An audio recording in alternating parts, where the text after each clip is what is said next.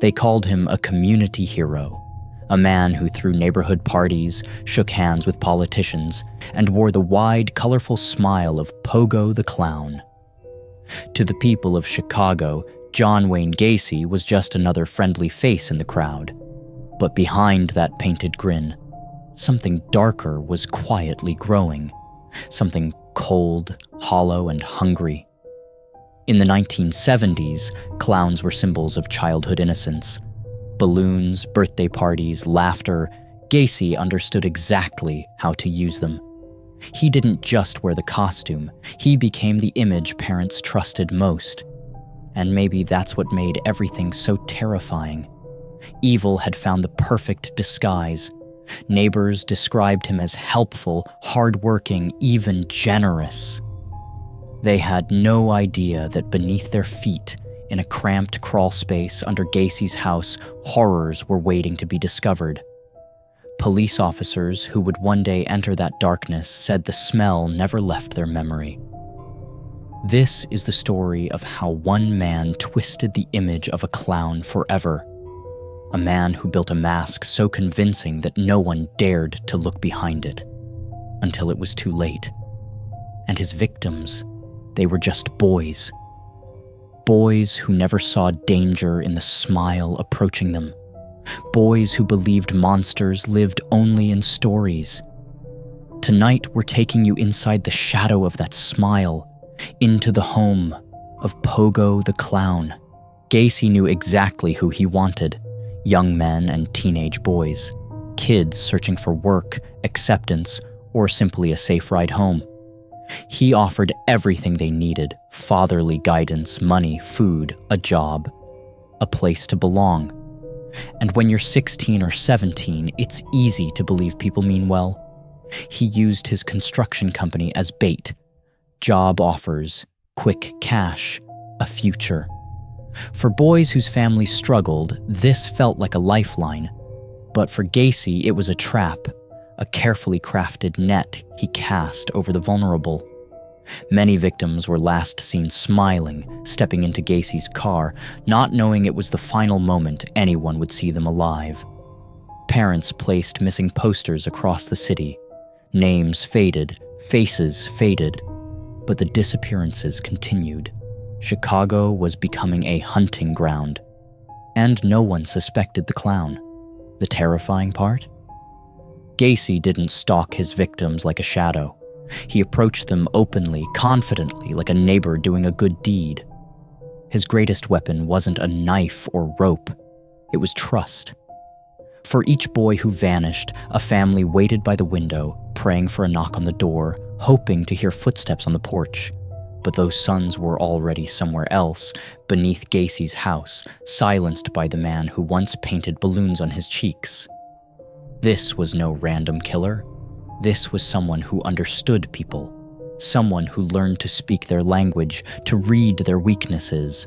And when he chose his next victim, no one, not even the victim himself, realized he had already been chosen.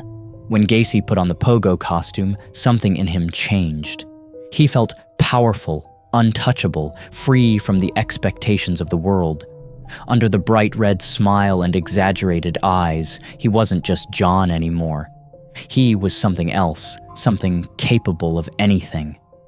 He performed at hospitals, block parties, charity events. Children cheered, parents laughed. No one questioned why a grown man was so obsessed with dressing up as a clown. They didn't see the way his smile lingered just a little too long. They didn't notice the way his eyes scanned the crowd. For some victims, the clown was the final hook. Imagine being a teenager, walking home, seeing a man in a clown suit offering a job or a fun trick he wanted to show you. Harmless, right? That's the nightmare. Gacy weaponized innocence. He even developed a party trick he called the rope trick.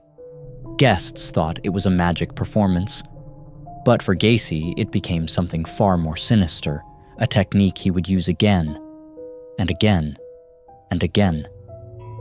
The clown persona wasn't just a costume, it was camouflage. It was the reason no one looked twice when another boy went missing. The community believed monsters were shadows in dark alleys. They never imagined the real monster wore white gloves and carried balloon animals. Every time Gacy painted that smile, a new layer of horror covered the truth, and each layer hid another victim, another life about to disappear into the darkness under his home. The first thing you would notice inside Gacy's house wasn't the chaos. It was the normality. Family photos, clean carpets, comfortable furniture. A home that looked safe, lived in, warm. But underneath that floor, below the laughter of parties and the noise of daily life, was a crawl space filled with secrets no home should ever hold. Gacy had turned the underside of his house into a graveyard. Each time he added a new victim, he dug deeper, pushing the soil aside with calm determination. The neighbors complained about a foul smell, but Gacy always had an excuse. It's just sewage. It's moisture. It's dead rodents. And people believed him, because why question the friendly clown? Inside those cramped dirt walls, the air was cold, heavy, and silent.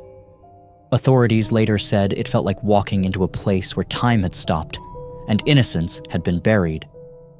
Gacy was meticulous.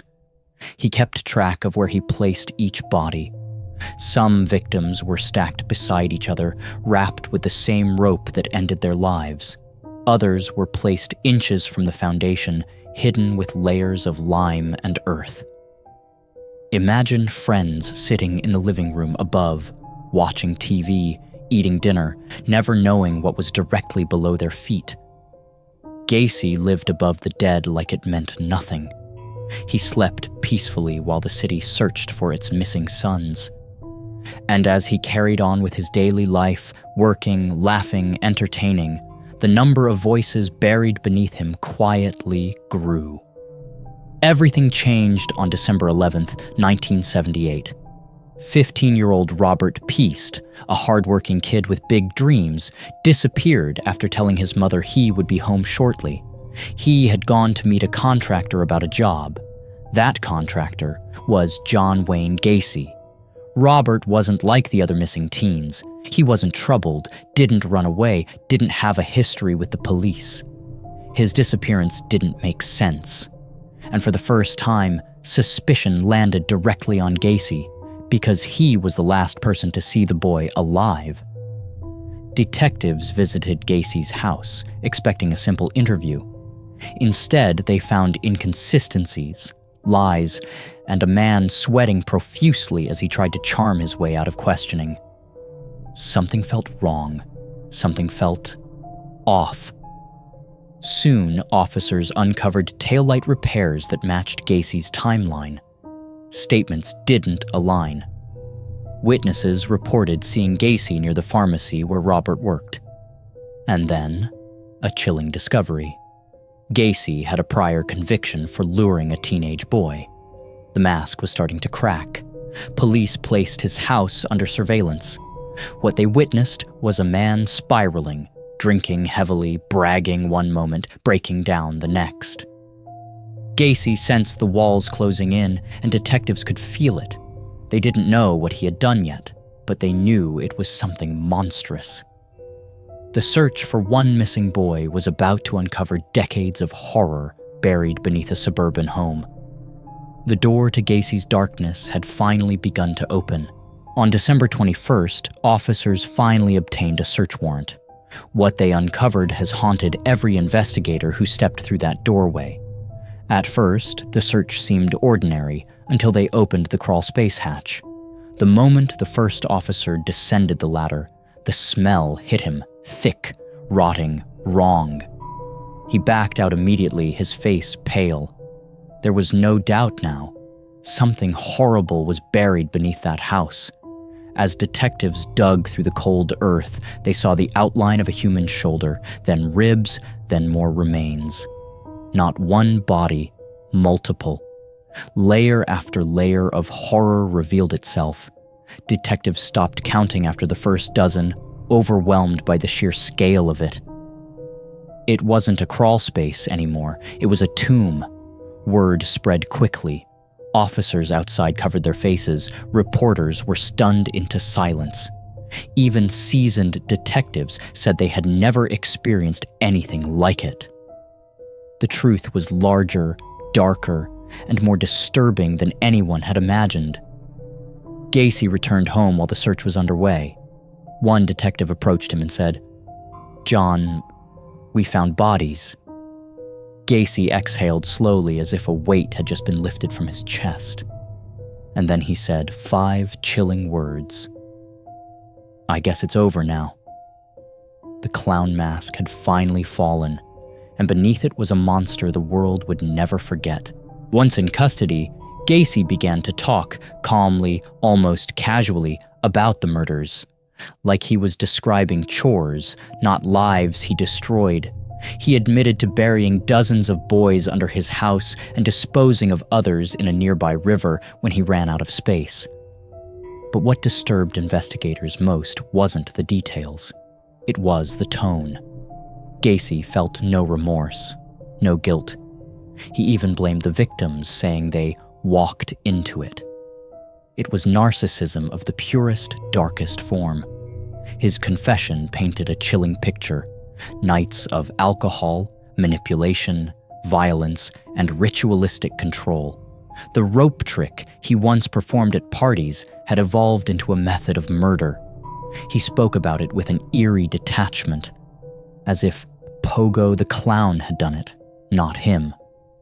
Psychologists who interviewed Gacy said he created multiple versions of himself to escape responsibility. In his mind, he was the victim. Everyone else was wrong. Everyone else was lying. Families of the victims sat in court, holding photographs of their lost sons, listening to the man who took everything from them deny, twist, and minimize his crimes. Some cried. Some shook with anger. Some just stared, hollow, broken. Gacy wanted control until the very end, but for the first time, he no longer controlled the story. The world finally saw him, not as a clown, not as a businessman, but as one of the most calculated serial killers in American history. Gacy was sentenced to death. After 14 years on death row, he was executed on May 10, 1994. His final act was as disturbing as his life. He maintained his innocence until the very end. Even his last words, "Kiss my ass," showed the same cold arrogance that defined him. But his story didn't end there. Gacy left behind more than headlines. He left behind fear. Fear of the people we trust, fear of the masks people wear, fear that monsters don't always hide in the shadows. Sometimes they stand in the middle of the room, smiling. The image of the clown was never the same again. Pogo became a symbol of innocence corrupted, of evil disguised as joy. Horror films, books, and documentaries drew inspiration from him, but none could match the terror of the real story. For the families, the scars will never fully heal. Each name, each face, each boy lost beneath that house represents a dream stolen, a future erased. Their grief carries on, long after Gacy's death. And maybe that's why this case still haunts us. It reminds us that the world's most terrifying monsters don't always roar. Sometimes they laugh. Gacy's house was demolished, but the ground remembers. And every year, people still talk about the killer clown who hid death beneath his own floorboards. A man who proved that sometimes the biggest nightmare wears the brightest smile.